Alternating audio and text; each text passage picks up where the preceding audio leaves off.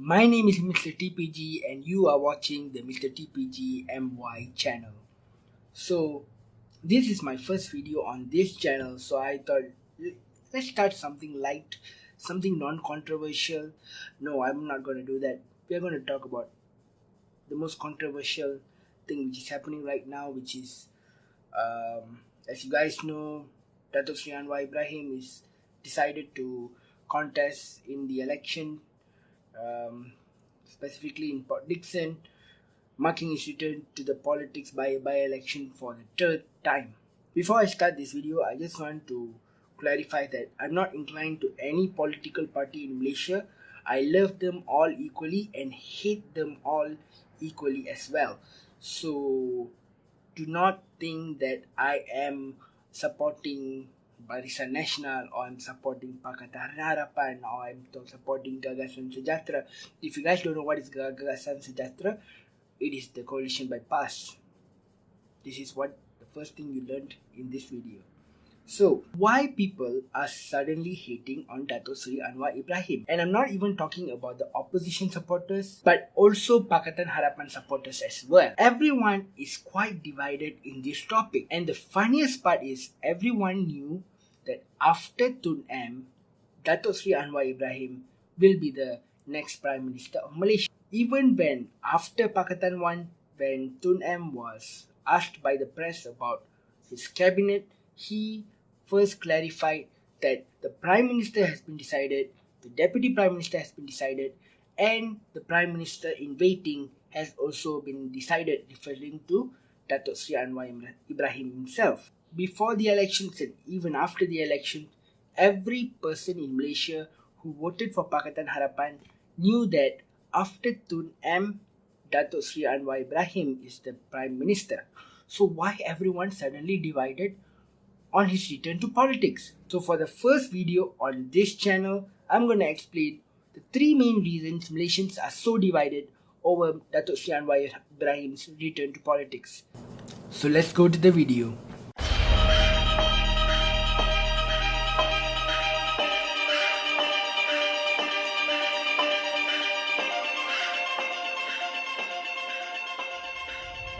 So October 13 will be the Port Dickson by-election, which will mark Dato Sri Anwar Ibrahim's official return to politics. And when I mean official, a politician which has a post. Fun fact, in Malaysia from 2008, there has been 32 by-elections and 3 of them is for Anwar Ibrahim. The main cause of by-elections is when the particular MP has sadly passed away, and after that reason, the number one popular reason for a by-election has been Dato Sri Anwar Ibrahim himself. And the number one reason Malaysians are divided over this by-election, the reason number one is the timing. I'm not talking about Pakatan Harapan supporters or I'm talking about Barisan Nasional supporters or whatever supporters, but I'm talking about the common Malaysian. Most of the Malaysians feel that the timing is too soon. We have just barely passed 100 days after the elections, and a lot of the promises in the manifesto is not being fulfilled.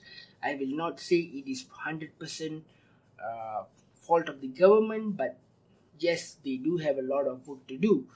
So in this situation, when Dato Sri Anwar Ibrahim wants to return to politics, it's like fulfilling a one individual's wish, which is, I need to come back to politics as soon as possible, which at this time is not really necessary because the government, the party which won the elections, Pakatan Harapan, they have a lot of things on their head.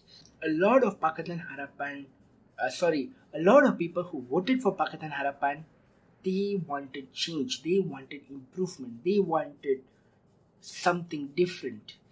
And in the midst of reformation of the country, this is not the best timing for Dato Sri Anwar to come back. The second reason is the fury of the army veterans. I'm not sure whether you guys know, but Port Dickson um, has a very big demographic of people from the army background. And if you guys don't know, Daniel Balagopal, the ex-MP of Port Dickson, was an army veteran himself. He had received tons and tons of support from the army veterans and in general the army support, because what that community expected is, when my guy, a guy from my background, can go into Dewan Negara, he can help this community's problems. As you guys know, as every other country in the world, the army vets are not really given importance. And when he won, they had a hope that, okay, this guy is going to help me to reform some problems which is happening in my community. So when Mr. Daniel resigned, they felt betrayed. Anyone would, to be fair, anyone would, because it's not been long enough. Mr. Daniel wouldn't have done anything much in the last, maybe in a 4 months.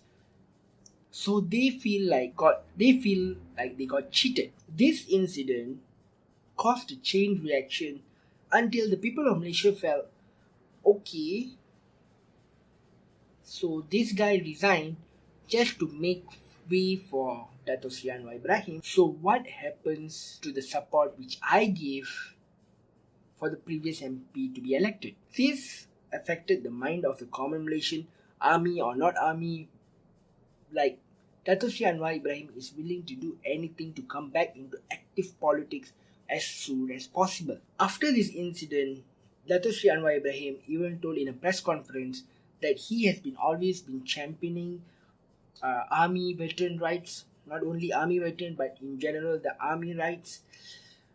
However, I do not know how much that statement was received by that part of the community, whether they will even participate in the by-election, if there is a by-elections, is still questionable. And the reason number 3, and the biggest reason which influences every person, whether you support Dato Sri or whether you don't support Dato Sri, is why others have to make way for Dato Sri Anwar Ibrahim when his wife or his daughter can make way for him instead. Personally, I can even understand why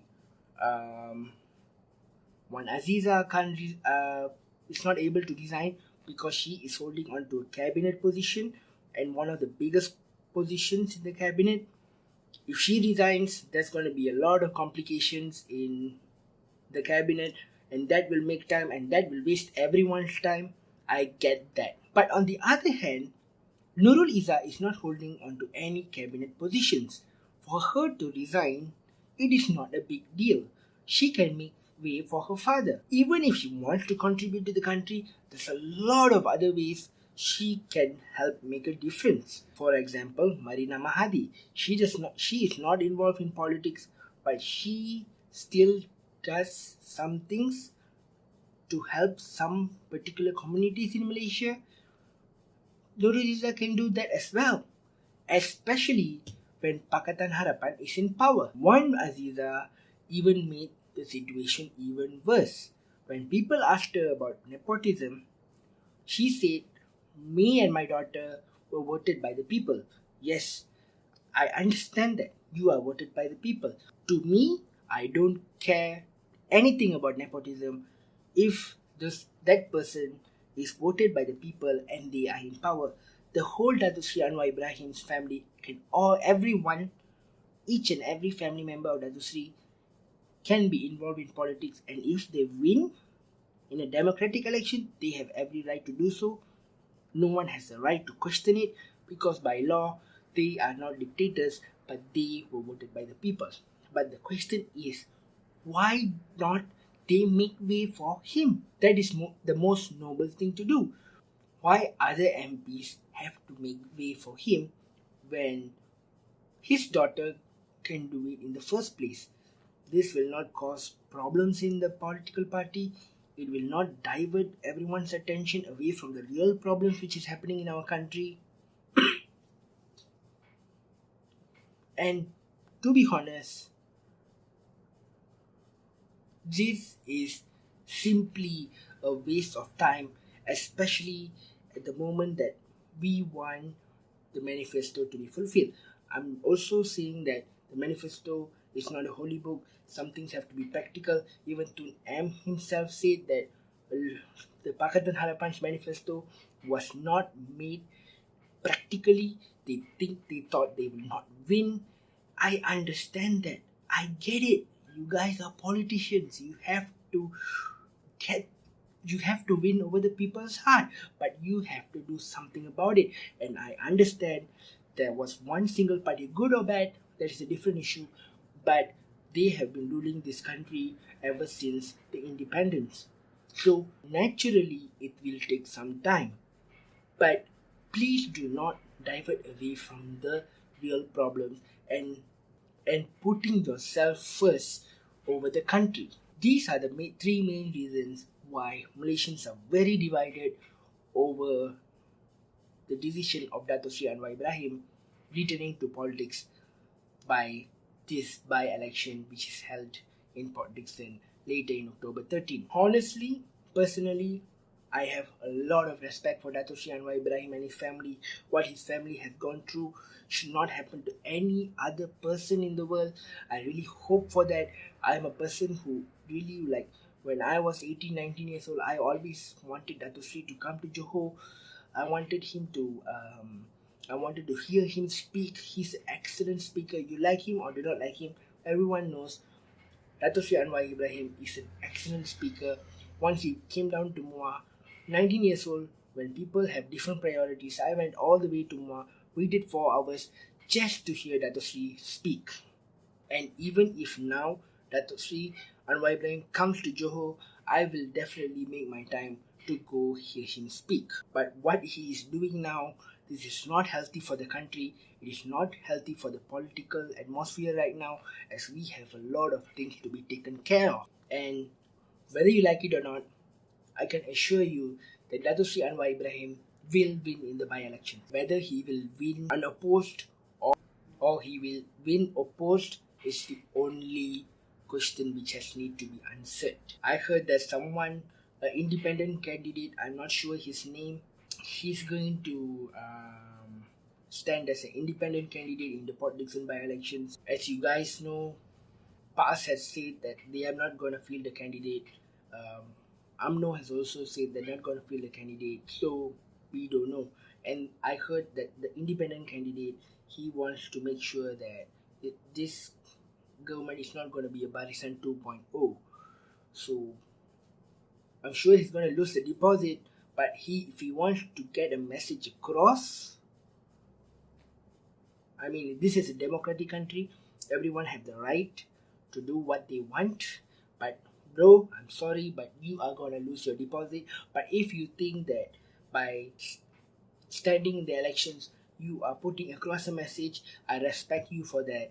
And I wish you all the best. At least, I hope you do not lose your deposit. So before ending this video, my only hope is that Tun M and Dato Sri Anwar Ibrahim will put all their past, yes, they have put all their past behind them, but both of them, we know that they have a lot of ego in them, but please put that aside and work together for the betterment of the country, and also do not cause disappointment to the people who have voted for you.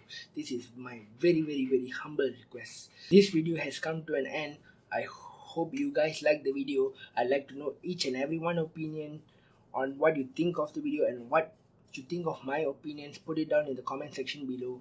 If you like the video, please like the video, and if you like what I'm doing, I'm going to talk about a lot of other stuff. It's not going to be all political all the time. I don't wish to do that.